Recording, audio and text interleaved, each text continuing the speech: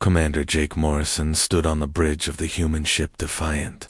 Around him, broken pieces of alien ships floated in the darkness of space. The metal chunks spun slowly, catching the light from nearby stars. Some pieces were as big as buildings. Others were small enough to hold in his hands. Jake had been fighting aliens for 3 years. He knew what a battle looked like after it was over. But this was different. This was strange. The alien ships had not been shot down. They had not been blown up by human weapons. They had just stopped working.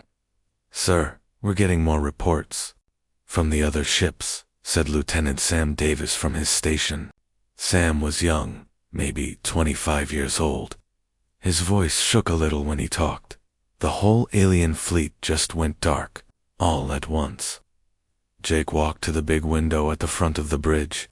Outside, he could see the remains of what used to be the most powerful alien fleet in the galaxy. The Zephyrians had called it their final solution fleet. They had built it to kill every human in space.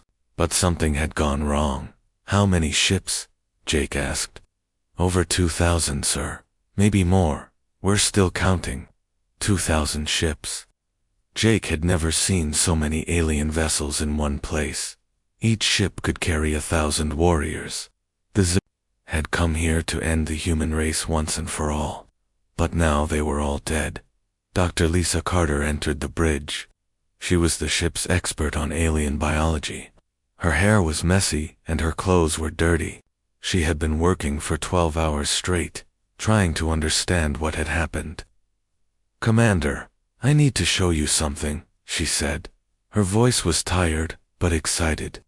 "We picked up radio signals from the alien ships before they went silent. I think I know what killed them." Jake turned away from the window. "What did you find?" Lisa held up a small device. It looked like a tablet computer. The aliens were talking to each other right before they died. They were scared, confused. They kept saying the same thing over and over. What were they saying? "The weapon has failed. The weapon has failed." Lisa touched the screen of her device. They were talking about a biological weapon, something they made to kill humans. Jake felt his stomach drop. A biological weapon. Yes, but here's the strange part. They didn't use it against us. They used it on themselves by accident. Sam looked up from his station. "How do you use a weapon on yourself by accident?" Lisa walked to the main screen at the front of the bridge. She pressed some buttons and a map appeared. The map showed the galaxy with red dots marking human colonies and blue dots marking alien worlds. "The Zephyrians created this weapon using human DNA," she explained. "They stole genetic samples from our people. They wanted to make something that would target our biology specifically, something that would make us sick and kill us slowly. But it didn't work." Jake asked. "Oh, it worked. Just not the way they planned." Lisa pointed to the screen. The weapon was designed to attack what the aliens thought were weaknesses in human DNA. But they didn't understand human biology. What they thought were weaknesses were actually our strengths. Jake was getting confused. "I don't understand. Humans are different from aliens," Lisa said. "We have more genetic diversity. We can adapt to new environments. We can fight off diseases that would kill other species." The aliens saw this as a flaw. They thought it made us weak, but it doesn't. No, it makes us stronger. When their weapon tried to attack these parts of our DNA, our bodies fought back. Not only did we survive, but we got stronger. The weapon made us immune to most alien diseases. It even made us heal faster. Sam whistled softly. "So their weapon helped us instead of hurting us." "Exactly. But that's not the worst part." Lisa's face grew serious. "The weapon didn't just fail to kill us. It spread to the aliens. And they don't have our genetic diversity. They don't have our ability to adapt. When the weapon hit them, their bodies couldn't fight it off." Jake stared at the screen. The blue dots representing alien worlds seemed to pulse in the light. "How many of them are dead?" "We don't know yet. But based on what we're seeing here, It could be most of them. Their entire military might be gone. The bridge was quiet for a moment. Jake tried to process what he was hearing. The aliens had tried to commit genocide against humanity. They had wanted to kill every man, woman, and child in human space. But their weapon had backfired and killed them instead. There's something else, Lisa said quietly. I found records in the alien computer systems. This wasn't just a military strike. They were targeting our colonies with families, schools, hospitals. They wanted to make sure no human children survived. Jake felt anger rise in his chest. The aliens hadn't just wanted to win a war.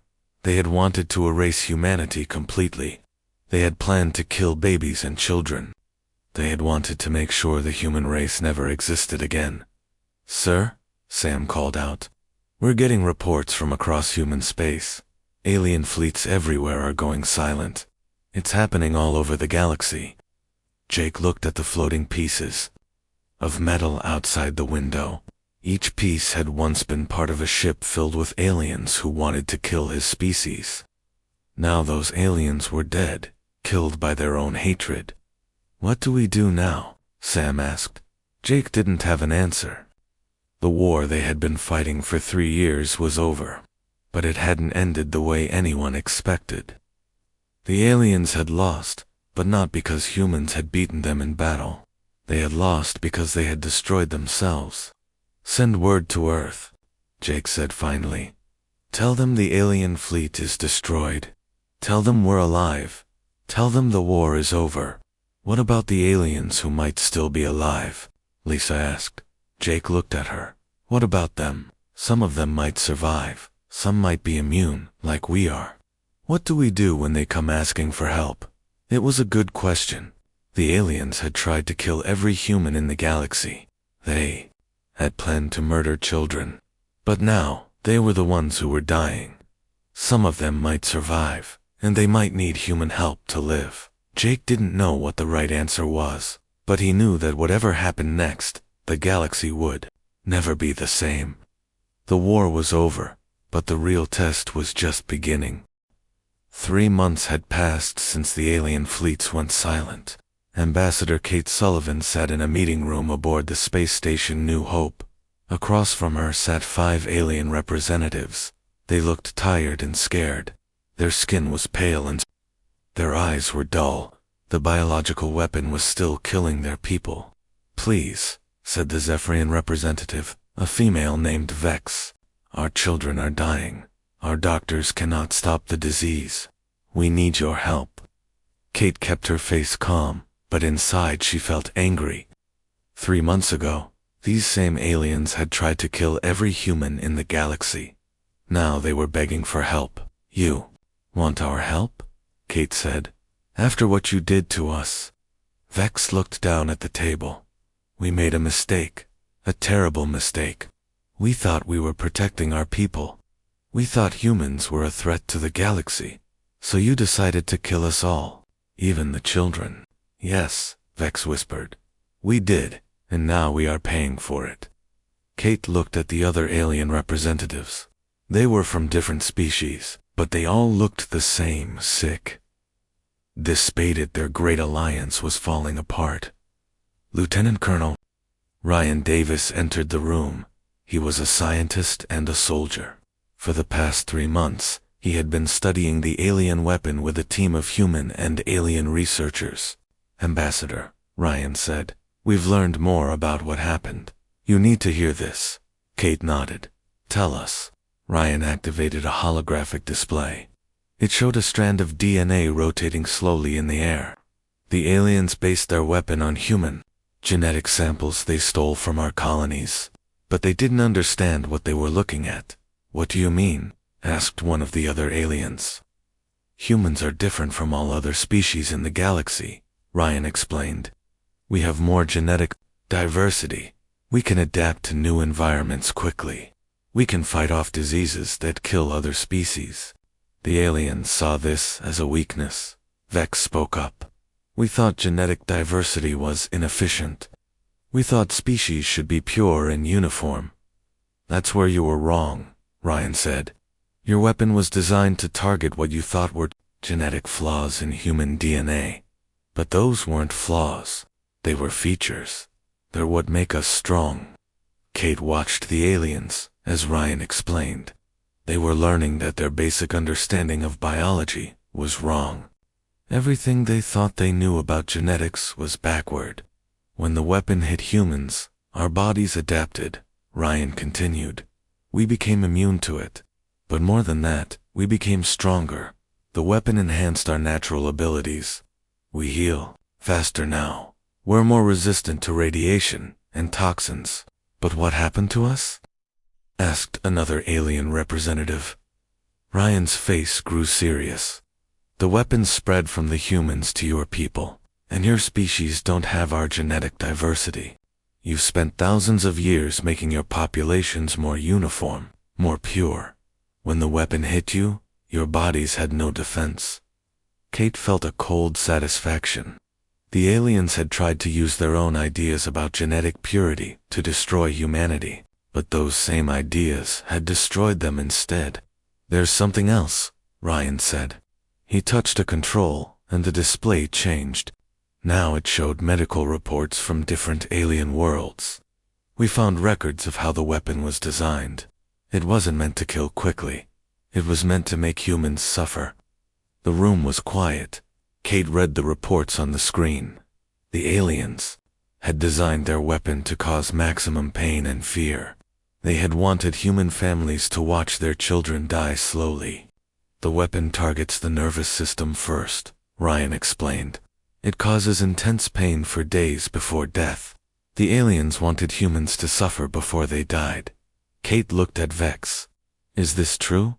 Vex nodded slowly. Yes, we wanted revenge for what we thought you had done to us. We wanted you to feel fear like we felt fear. What did we do to you? Kate asked. You existed, Vex said quietly. You were different from us. You didn't follow our rules. You didn't think like us. You were spreading across the galaxy and changing things. We were afraid of what you might become. Kate stood up and walked to the window. Outside, she could see human ships patrolling the space around the station. 3 months ago, there had been thousands of alien ships in this same area. Now, there were only a few dozen, and they were all asking for help. How many of your people are dead? She asked. We don't know exactly, Vex answered. Maybe half, maybe more. The weapon is still spreading, still killing.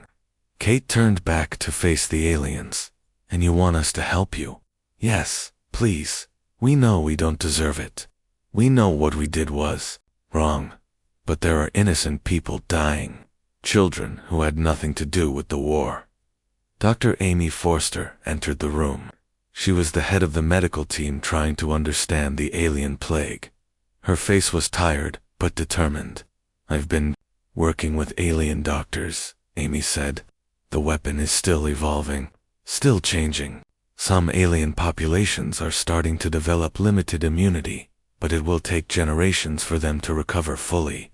Can we help them? Kate asked. Yes, we can create treatments that will slow the weapon's effects. We can't cure it completely, but we can keep more of them alive. Kate looked at the alien representatives. They were waiting for her answer. Their entire species depended on what she said next. Why should we help you? She asked. You tried to commit genocide against us. Because you're better than us, Vex said. Because you're what we should have been. Because helping us would prove that humans are worthy of leading the galaxy. Kate was quiet for a long moment. The aliens had tried to kill every human in space. They had targeted children and families. They had wanted to make humanity suffer before they died. But now, they were the ones who were suffering. We'll provide medical aid, Kate said finally. Limited aid. Enough to prevent total extinction. But we won't restore your military capabilities. We won't give you the technology to threaten us again. The aliens looked relieved. Thank you, Vex said. We accept your terms. Don't thank us yet, Kate said. This help comes with conditions. You'll disarm your remaining military forces. You'll open your worlds to human inspection. You'll teach your children the truth about what happened here. Yes, anything, Kate. Sat back down at the table. The galaxy has changed. The old order is gone. From now on, humans will be the peacekeepers. We'll be the ones who decide when conflicts get out of hand. She looked at each alien representative in turn. You tried to erase us from the galaxy. Instead, you erased yourselves. The war you started is over. But the peace we build next will last forever. The aliens nodded their agreement. They had no choice. Their great alliance was broken. Their mighty fleets were destroyed. Their people were dying from their own weapon. Humanity had won the war without firing a shot. But as Kate looked at the desperate faces across the table, she wondered if winning was really the right word. The galaxy was safe from alien aggression, but it was also broken. Rebuilding it would take time, patience, and wisdom. The real test was just beginning. Admiral Paul Henderson looked around the conference room at Earth Command. 23 people sat at the long table. They represented every major human colony and military district in the galaxy. They were here to decide the fate of the alien species that had tried to destroy them. The situation is clear, Paul said. The aliens are dying from their own weapon. They're asking for our help. We need to decide what to do. General Maria Santos slammed her hand on the table. What's to decide? They tried to kill us all. Let them die. It's not that simple, said Dr. Chris Johnson. He was a civilian leader from the outer colonies. There are billions of innocent aliens who had nothing to do with the war. Children, families, people who never wanted to hurt anyone. Innocent. Maria's voice was sharp. They all supported the war. They all voted for leaders who wanted to commit genocide against us. Lieutenant Danny White sat quietly in the corner. He was young and had been stationed at Border Station 7 when the alien refugees started arriving. He had seen their desperation with his own eyes. Some of them are just scared, Danny said. I've talked to the refugees. Most of them didn't even know about the biological weapon. They thought they were fighting a normal war. That doesn't matter, Maria replied. Ignorance is not an excuse. They tried to kill our children. Paul held up his hand for silence. Let's look at the facts. Danny, tell us what you've seen at your station. Danny stood up. He was nervous, speaking to so many important people. We've had over 3,000 alien refugees come through our station in the past month. Most of them are families, parents with children. They're sick and scared. Some of them are dying from the weapon. Are they dangerous? Asked Colonel Jane Murphy. No, ma'am. They're too weak to be dangerous. Most of them can barely stand. The children are the worst off. The weapon affects them more than the adults. Paul looked at the medical reports on his tablet. Dr. Foster, what's the current status of the alien populations? Dr. Amy Foster was attending the meeting by video link from her research station. It's bad. We estimate that 60% of the alien population is already dead. The weapon is still spreading. Without our help, they'll be extinct within 2 years. Good, Maria said. Problem solved. Genero Santos, Paul said sharply. That's enough. Is it, Admiral? These aliens plan to kill every human in the galaxy. They targeted our schools and hospitals.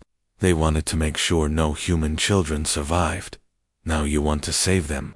Sergeant Nicole Brown spoke up from the back of the room. My whole family was killed in the first alien attack. My parents, my sister, my nephew. He was only 4 years old. The room was quiet. Everyone knew Nicole's story. She had lost everything when the aliens struck her home colony. They came to our world with 1,000 ships. Nicole continued. They bombed our cities. They killed everyone they could find. They didn't care that we were civilians. They didn't care that we had never hurt them. Nicole, Paul said gently, what do you think we should do? Nicole was quiet for a long moment. I want them to suffer like I suffered. I want them to know what it feels like to lose everything. But what? But I've been guarding alien refugees for 2 months. I've seen their children. They look scared and hungry, just like human children would, and I keep thinking about my nephew. He was innocent. He didn't deserve to die because of what adult humans did. That's different, Maria said. We never tried to commit genocide. No, but we're thinking about it now, aren't we? Nicole replied. We're sitting here deciding whether to let an entire species die. Paul looked around the table. The room was divided. Some people wanted revenge. Others wanted to show mercy. Both sides had good reasons for their position. What are our options? Paul asked. Dr. Johnson consulted his notes. We could provide full medical aid and help them recover completely. We could provide limited aid to prevent extinction, but not restore their full population. Or we could do nothing and let them die. There's a fourth option, said Captain Steve Wilson. He was a military strategist. We could help some of them and not others. Save the species that were less involved in the war. Let the Zephyrians die, since they were the leaders. That's not practical, Amy said from the video screen. The weapon doesn't care about politics. It's killing all of them equally. Paul stood up and walked to the window. Outside, he could see Earth's blue oceans and white clouds. This was the world the aliens had wanted to destroy. This was the home they had tried to take away from humanity. I've been thinking about this for weeks, Paul said. The aliens made a choice when they decided to try to kill us all. They chose to commit genocide.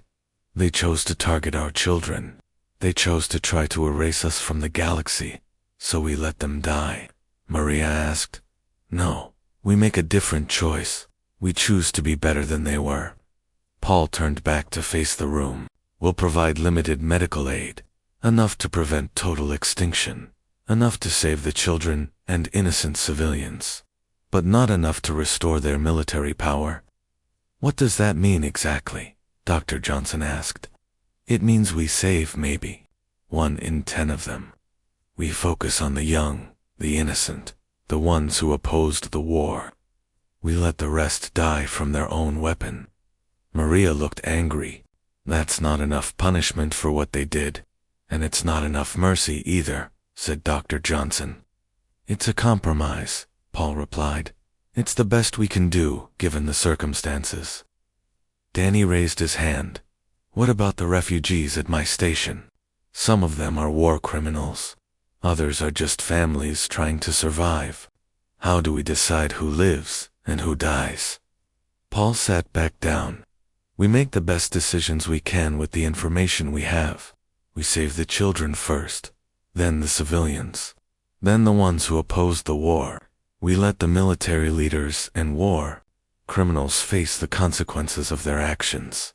That's still a lot of people we're letting die, Nicole said. Double quotes. Yes, it is. But it's also a lot of people we're saving. People who would be dead if we did nothing. The room was quiet. Everyone was thinking about the magnitude of the decision they were making. They were deciding the fate of entire species. Billions of lives hung in the balance. There's one more thing to consider, Amy said from the video screen. The weapon is still evolving. It might eventually become dangerous to humans too. If we help the aliens, we might learn how to stop it completely. And if we don't help them, Paul asked, then we might be next. Paul looked around the table one more time. All in favor of providing limited medical aid to prevent alien extinction. 15 hands went up. All opposed. 8 hands went up. The motion passes. We'll provide limited aid to the alien species. We'll save who we can, but we won't restore their ability to threaten us again. Maria stood up. I want it on record that I oppose this decision. These aliens tried to commit genocide against us. They don't deserve our mercy. Noted, Paul said. But the decision is made. We'll help them survive, but the galaxy will never be the same. Humanity is now the dominant species. We'll be the peacekeepers. We'll be the ones who decide when conflicts go too far. Danny raised his hand again. What do we tell the refugees? Tell them the truth, Paul replied. Tell them they're alive because humans chose to be better than they were. Tell them the war is over, but the peace is just beginning. The meeting ended, but the work was just starting. Humanity had made its choice. Now they had to live with the consequences. The aliens would survive, but they would never again threaten human civilization. The galaxy had a new order, and humans were at the top of it. The war was over, but the real test was just beginning. 2 years had passed since the Human Defense Council decided to help the aliens. Captain Steve Wilson stood on the bridge of the human ship Horizon. Around him, his crew monitored space traffic in what used to be the heart of the Zephyrian Empire. Captain, call Lieutenant Sarah Kim from her station. We're getting distress signals from the mining colony on Vex 7. Pirates are attacking the transport ships. Steve sighed. This was the 5th pirate attack this month. When the alien military collapsed, criminals and warlords had moved in to fill the power vacuum. Human ships were now the only law enforcement in this part of the galaxy. How many pirate ships? Steve asked. 12, sir. They're using old alien military vessels. Set course for Vex 7. Call the other ships in our patrol group. Tell them we're going to need backup. Steve looked out at the stars. 2 years ago, this system had been protected by a fleet of 300 alien warships. Now it was protected by 5 human vessels. The humans were spread thin, trying to keep peace in a galaxy that was falling apart. Sir, said Ensign Mike Torres, the pirates are demanding tribute from the colony. They want food, medicine, and fuel. Of course they do. Everyone wants something these days. Dr. Kelly Adams entered the bridge. She was the ship's medical officer, but she also served as a diplomat. She had spent the last 2 years working with alien survivors, trying to help them rebuild their societies. Steve, she said, I just got a message from the colony. They're willing to pay the pirates. They don't want to fight. They're scared, Steve said. I don't blame them. The problem is that if we let the pirates win here, they'll attack other colonies. We have to stop them. Steve nodded. He knew she was right. The human fleet was small, but it was powerful. The aliens had learned to respect human military skill. Most of the time, just showing up was enough to stop trouble. Red alert, Steve announced. All hands to battle stations. The Horizon and its escort ships dropped out of hyperspace near Vex 7. The mining colony was a collection of small buildings on a rocky planet. 12 pirate ships surrounded it like hungry wolves. Open a channel to the pirate leader, Steve ordered. The main screen flickered to life. A scarred alien face appeared. Steve recognized the species, a Corvan raider. The Corvans had been mercenaries for the Zephyrian Empire. Now they were on their own. Human ship, the pirate leader said. This is not your concern. Leave now, and no one gets hurt. I'm Captain Wilson of the Human Defense Force, Steve replied. You're attacking a protected colony. Withdraw immediately or face the consequences. The pirate laughed. 5 human ships against 12 of ours. You're outnumbered. Numbers don't matter, Steve said calmly. You know what human weapons can do. The pirate's smile faded. Everyone in the galaxy knew about human military technology, the same adaptability that had saved humanity from the biological weapon had also made them excellent at warfare. You humans think you own the galaxy now, the pirate said, but you can't be everywhere at once. You can't protect everyone. Maybe not, but we can protect this colony. What's it going to be? The pirate was quiet for a moment. Steve could see him thinking. The man was weighing his options. He could fight and probably lose most of his ships. Or he could retreat and find an easier target. This isn't over, the pirate said finally. We'll be back. The pirate ships turned and jumped to hyperspace. The colony was safe, but Steve knew the pirate was right. The humans couldn't be everywhere. There were too many systems to protect, and not enough ships to do it. "Good work, everyone," Steve announced. "Stand down from Red Alert." Major Tony Clark approached Steve. Tony was the ship's military commander, responsible for the alien troops that now served under human command. It was a strange situation. Aliens who had once tried to kill humans now took orders from them. "The alien crew performed well," Tony said. "They followed orders without question." "How do they feel about serving under humans?" Steve asked. Tony was quiet for a moment. "They respect us. They know we're better soldiers than they are, but they also resent us. They hate that they need our protection." "I can understand that. How would you feel if the situation was reversed?" "I'd probably feel the same way. But that doesn't make it easier to work with them." Steve looked at the colony on the screen. The buildings were small and basic. The people who lived there were mostly aliens who had lost their homes when their worlds were destroyed by the biological weapon. They were refugees, trying to build new lives in a galaxy that had been turned upside down. "Captain," Sarah called out, "we're getting a message from Admiral Henderson. He wants to speak with you." Steve walked to his private office behind the bridge. Admiral Henderson appeared on the screen. He looked tired. Running the Human Defense Force was not an easy job. "Steve," the Admiral said, "I need to talk to you about the intelligence reports we've been getting." "What kind of reports?" "Some of the alien factions are organizing. They're planning to attack human colonies. They think if they can hurt us enough, we'll withdraw from their space." Steve felt a chill. "Are they serious?" "Very serious. They call themselves the Liberation Front. They think they can drive us out of the galaxy and restore the old order. That's impossible. They don't have the ships or the weapons." "No, but they have desperation, and desperate people do dangerous things." Steve thought about the pirate leader's words. "We'll be back." Maybe the pirates weren't just criminals. Maybe they were part of something bigger.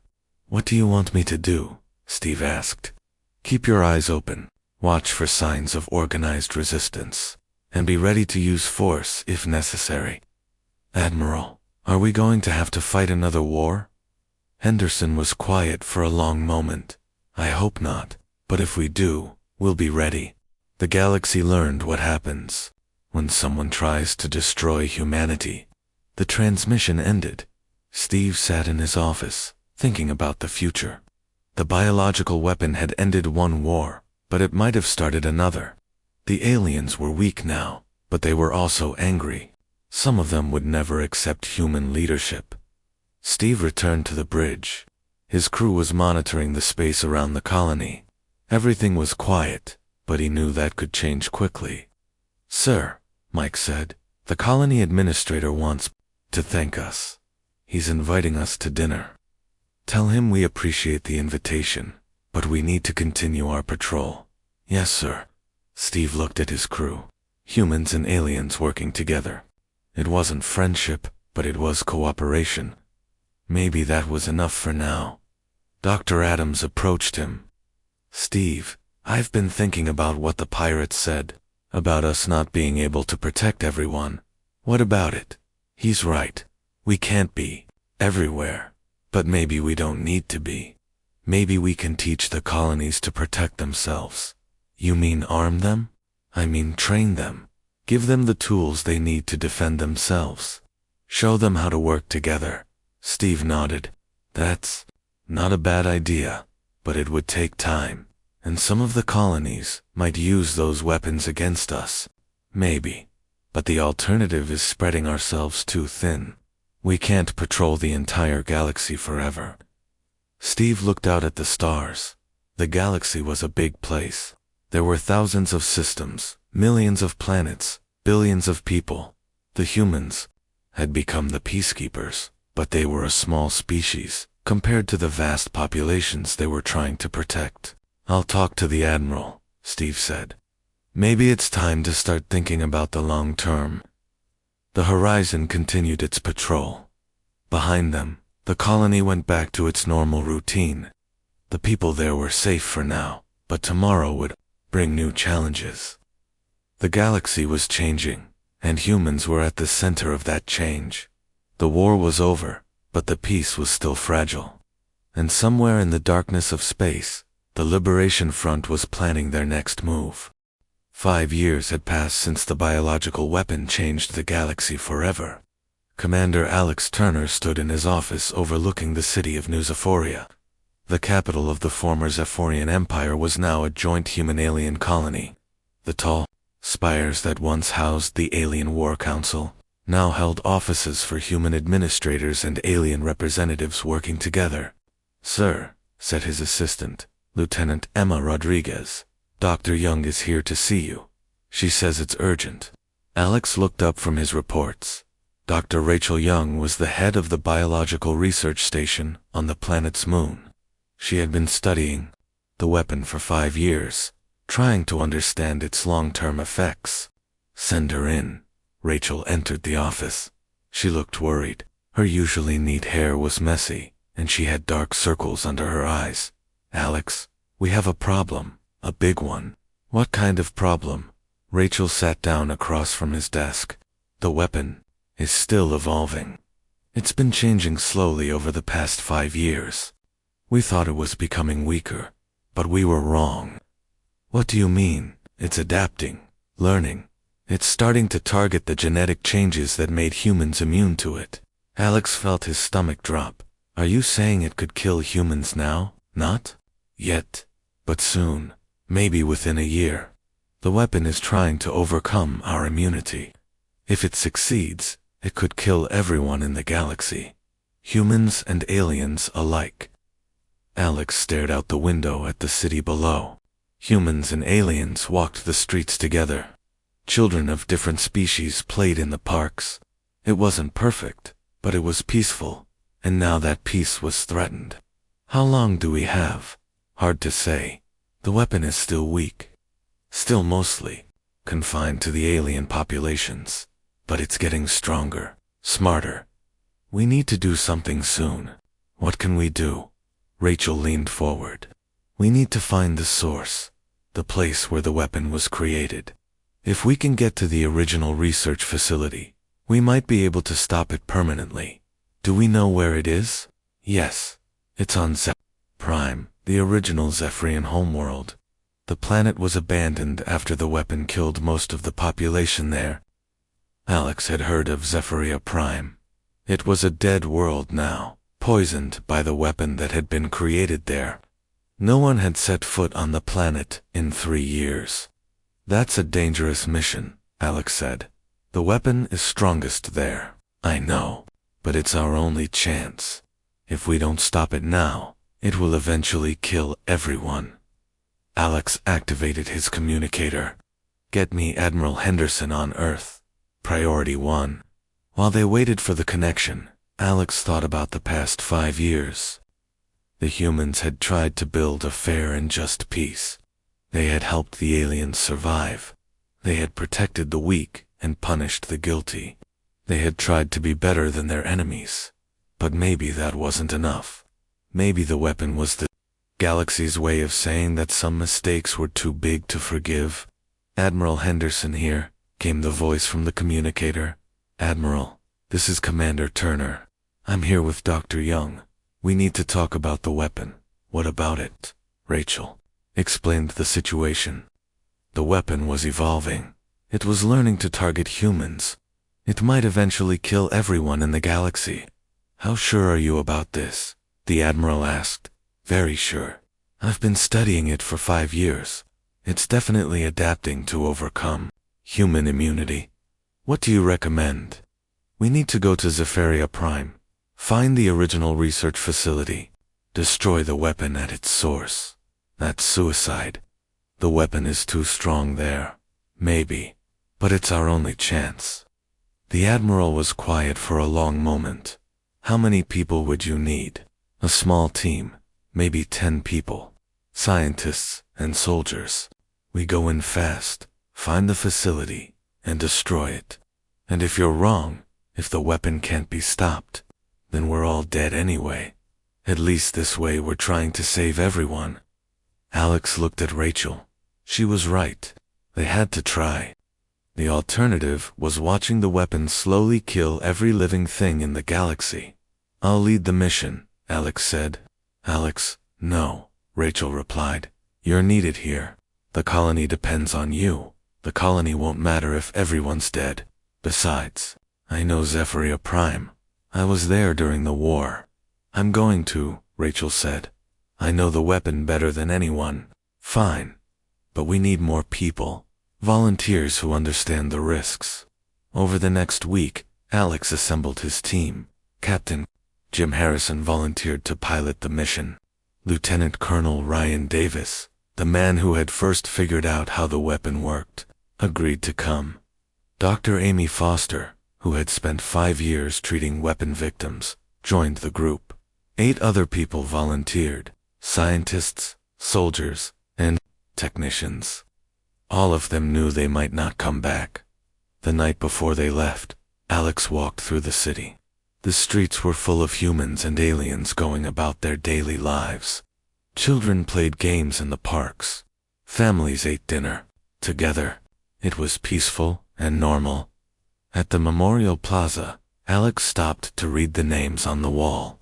These were the humans who had died in the war. People who had been killed by alien weapons before the biological weapon ended the fighting. Sir Emma had followed him to the plaza. Just thinking, Alex said. 5 years ago, we were enemies. Now, we're working together. And tomorrow, we might all be dead. Do you think the mission will work? I don't know, but I know we have to try. What if the weapon can't be stopped? Alex looked at the memorial wall. Then at least we tried to save everyone. Even the people who once tried to kill us. The next morning, the team boarded their ship. The vessel was specially designed for the mission. It had the best radiation shielding available, and air filters that could handle the contaminated atmosphere of Zephyria Prime. As they approached the dead planet, Alex looked out at the surface. Once, this had been a beautiful world, with blue oceans and green continents. Now it was brown and gray. The weapon had killed everything living there. Reading high levels of contamination, Jim announced. The weapon is everywhere down there. Can we survive long enough to find a facility? Rachel asked. Maybe. Our suits should protect us for a few hours. They landed near what used to be the capital city. The buildings were intact, but there were no signs of life. The streets were empty. The silence was complete. Stay close, Alex ordered. We don't know what the weapon might do to us here. They found the research facility after 2 hours of searching. It was a massive complex built into the side of a mountain. The doors were sealed, but Ryan was able to override the security system. Inside, the facility was dark and cold. Emergency lighting cast strange shadows on the walls. The team moved carefully through the corridors, following Rachel's readings to the main laboratory. This is it, Rachel said. The weapon was created here. The laboratory was enormous. Computers and equipment lined the walls. In the center of the room stood a large containment unit. It was still active, still running after 5 years. The weapon is in there, Rachel said. Still evolving, still changing. How do we destroy it? Alex asked. We overload the containment unit. The explosion should destroy the weapon and most of the facility. Will that stop it everywhere else? I think so. The weapon here is like the master copy. If we destroy it, the other versions should become inactive. Alex looked at his team. They had come so far. Now they had to finish the job. Do it, he said. Rachel worked quickly, reprogramming the containment unit. The others set charges around the laboratory. They had maybe 10 minutes before the overload began. Done, Rachel announced. We need to leave, now. They ran through the corridors as alarms blared throughout the facility. Behind them, the containment unit was building up energy for a massive explosion. They reached their ship just as the facility exploded. The blast lit up the sky like a second sun. The ground shook and cracked. The mountain that had housed the laboratory collapsed in on itself. Is it over? Jim asked. Rachel checked her instruments. The weapon readings are dropping all across the planet. I think we did it. They flew away from Zephyria Prime as the planet shook with secondary explosions. The weapon that had changed the galaxy was finally dead. 3 months later, Alex stood in the same plaza where he had walked before the mission. The memorial wall was the same, but now there was a new section. It honored the people who had died from the biological weapon, humans and aliens together. Children played in the park nearby. Human children and alien children, laughing and running together. They were too young to remember the war, too young to understand the hatred that had nearly destroyed everything. "Sir," Emma said, approaching him, "the latest reports show that the weapon is completely inactive. It's over." "Good," Alex said. "Maybe now we can focus on building instead of surviving. What do you think will happen next?" Alex watched the children play. "I think we'll keep working together. Humans and aliens. We'll make mistakes, but we'll learn from them. We'll build something better than what came before. Even after everything that happened, especially after everything that happened. The war showed us what we could lose.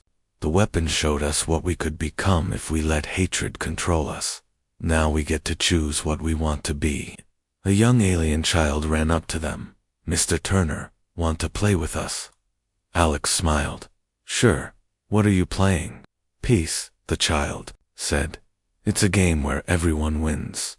Alex looked at Emma. She was smiling too. "I think I'd like that game," Alex said. The war was over. The weapon was destroyed. The galaxy was safe. And in a park, on a former alien world, human and alien children played together in the afternoon sun. They had all won.